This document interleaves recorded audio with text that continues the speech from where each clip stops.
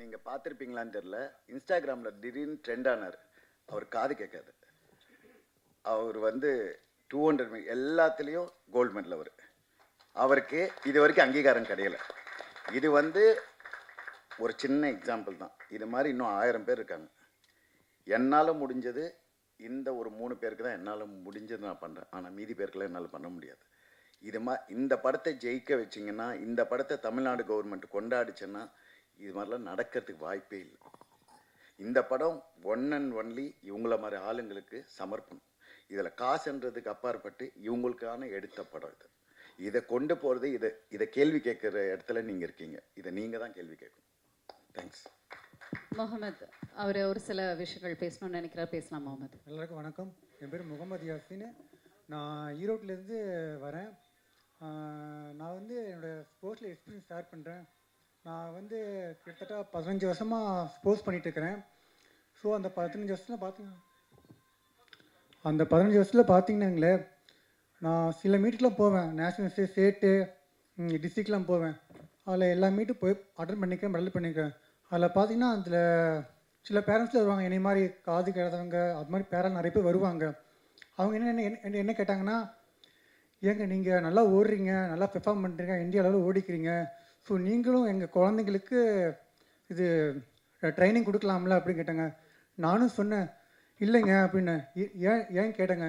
அது நான் ஏன் இல்லைன்னு சொன்னேன்னா, என்னோடய எக்ஸ்பீரியன்ஸில் அந்த குழந்தைங்க தப்பாக பண்ணிடக்கூடாது அப்படின்ட்டு நான் இது வரைக்கும் கைடு பண்ணுறதில்ல. ஸோ இப்போ தமிழ்நாட்டில் இருக்கிறவங்க இந்த மாற்றுத்திறனாளிகளாம் சிறப்பாக விளையாடுறாங்க.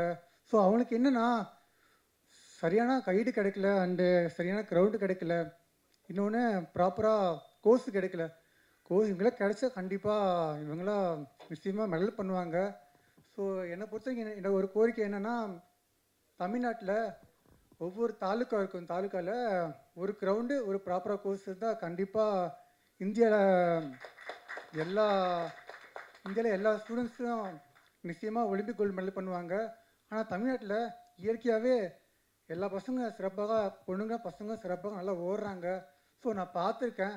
ஸோ அவங்களுக்கு ஏதோ பண்ணலான்னு பார்த்தா சரி அவங்களுக்கு ஏதோ கிடைக்கணும் என்னோட கோரிக்கை. ஸோ அதனால் தேங்க்யூ.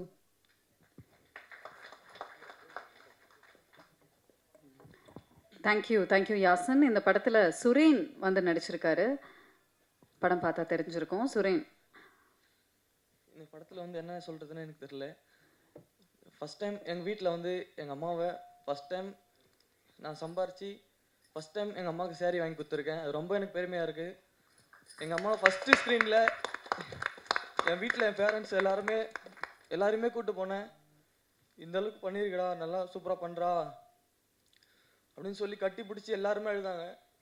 இந்த வாய்ப்பு கொடுத்ததுக்கு டைரக்டர் சாருக்கு, எல்லாருக்கும் பிரசாந்த் அண்ணன் சாருக்கு, சார் கூட ரொம்ப கூட அவர் கூட நான் பண்ணதுக்கு அத்லெட்டிக்ஸ் சார் கூட ஓடின என்ன சொல்கிறதுன்னு தெரியல சார். ஃபஸ்ட் டைம் ஸ்டேஜில் பேசுகிறேன். ஆக்சுவலாக இதில் வந்து இதுக்கு வெக்கப்படணும். அவன் ஃபஸ்ட்டு அவங்க அம்மாவுக்கு புடவை வாங்கி கொடுத்தான்னா அது சினிமாவில் சம்பாரித்து வாங்கி கொடுத்துருக்கான். அப்படி இருந்துருக்கூடாது. அவன் ஸ்போர்ட்ஸில் சம்பாரித்து வாங்கி கொடுத்தான். இதுவே இந்த படத்துக்கு எக்ஸாம்பிள். அவ்வளோதான் நான் சொல்லுவேன். நான் சார் கூட இந்த படத்தில் நடித்ததுக்கு ரொம்ப நன்றி சார். ரொம்ப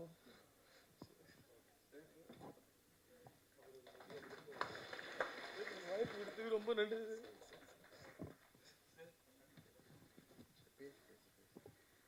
எனக்கு என்ன பேசுறதுன்னு தெரியல சார். ஓகே, நேற்று நம்மளுடைய கராத்தே சாம்பியன்ஸ் வின் பண்ணிட்டு வந்திருக்காங்க பூபால்ல இருந்து. எஸ் ப்ளீஸ் பேசுங்க. வணக்கம், என் பேர் வந்து மோகன்லக்ஷ்மி. நாங்கள் சென்னை தான். நான் வந்து ஒரு 9 இயர்ஸாக நான் வந்து ஒரு கராத்தே அத்லெட். கண்டினியூஸாக ஸ்டேட்டு நேஷ்னல்ஸ் எல்லாமே பண்ணிகிட்ருக்கோம். இங்கே இருக்க எல்லாருமே பண்ணுறாங்க. இப்போது கராத்தே வந்து இங்கே தமிழ்நாட்டில் நாங்கள் ஒழுங்காக இன்னும் ரெகக்னைஸ் ஆகலை. மற்ற ஸ்டேட்டில் எல்லாமே நேஷ்னல் பிளேயர்ஸ், ஸ்டேட் பிளேயர்ஸ்க்கு வந்து ஒரு கவர்மெண்ட் ஜாபாக இருக்கட்டும், ஃபண்டாக இருக்கட்டும், இது எல்லாமே கரெக்டாக இருக்குது. எங்களுக்கு வந்து இன்னும் ரெகக்னைஸ் ஆகலை.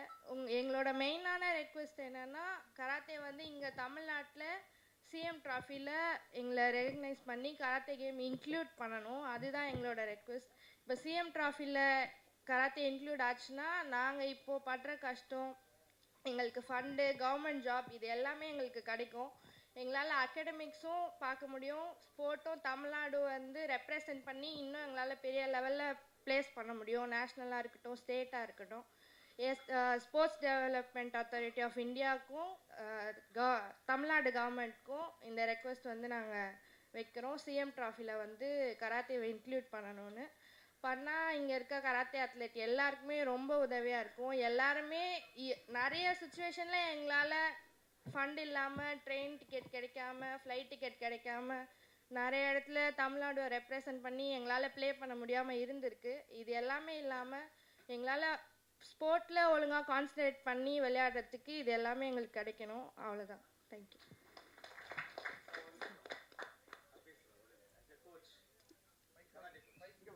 வாங்க சார்.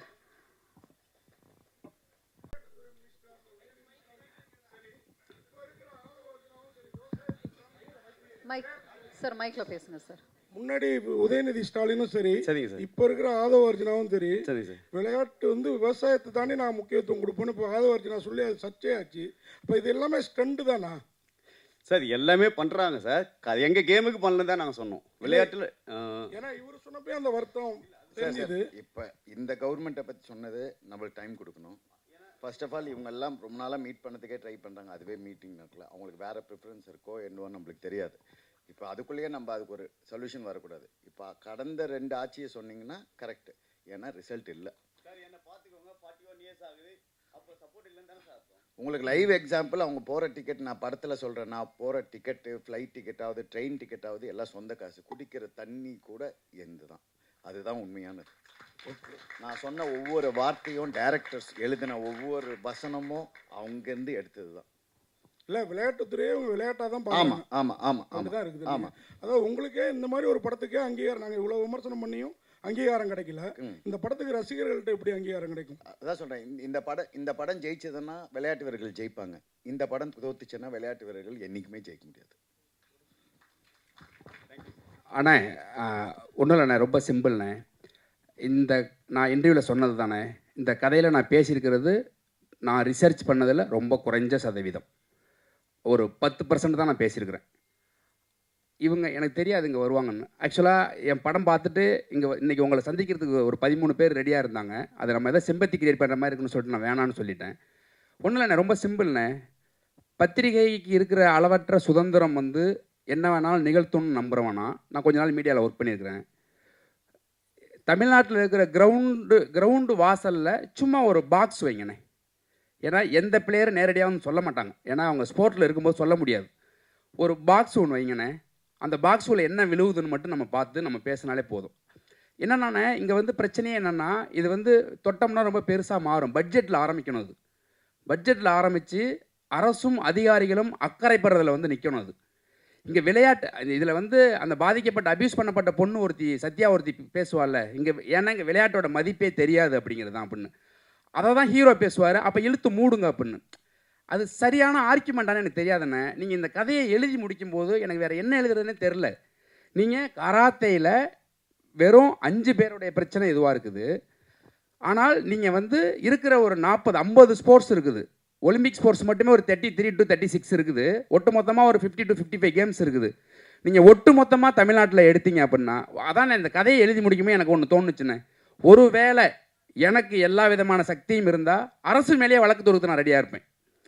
ஏன்னா அப்படி இருக்குதுங்க பிரச்சனை. நம்ம பிரச்சனையை பேசாமல் நம்ம சும்மா கடந்து போகவும் முடியாதுண்ணே. என்னென்னா நீங்கள் ஒரு 20 வருஷத்தை ஒரு விளையாட்டு வீரன் வந்து ஒப்பு கொடுக்குறான் அந்த நாட்டுக்காக. அவன் அடிக்கிற கோல்டு பேரில் இந்தியாவையும் தமிழ்நாட்டையும் எழுதுறீங்க. ஆனால் அவனுக்கு என்ன பண்ணுறோம்? எதுவுமே நம்ம பண்ணுறதில்ல. இது வந்து என்னென்னா, இது காலங்காலமாக புறையோடி கிடக்குது. இது நான் உலகத்திலே வஞ்சிக்கப்பட்ட இனம்னா உதவி இயக்குனர்னு நினச்சிக்கிட்டு இருந்தேன். இந்த கதைக்குள்ளே போனதுக்கு அப்புறம் தான் தெரிஞ்சிச்சு அது விளையாட்டுத்துறையில் இருக்கிறவங்களாம் அப்படின்னு சொல்லிட்டு செய்கிறாங்க. அது ரொம்ப குறைந்த சதவீதமாக அந்த செய்கிறதுக்குள்ளே நிறைய ஊழலும் நிறைய ஒரு உள்ளடி வேலைகளும் நடக்கிறதுனால அது போய் பெருசாக சேர்றதே இல்லை. இந்த விளையாட்டுக்கு ஒப்பு கொடுத்தவங்களுக்கு திரும்பி பார்த்தா லைஃப் இல்லை, வேறு எங்கே போவாங்க? எல்லாரும் கதை கேட்க முடியும், ஆனால் எங்கே போய் இருப்பாங்க? அந்த கேள்வி பெருசாக இருக்குது. அதுதான் அந்த ஆதங்கம் தான் இந்த கதைன்னு நான் சொன்னது. ஒரே நிமிஷம். ஆக்சுவலாக பாரதி வந்து லா படிக்கிறாங்க. லா படித்து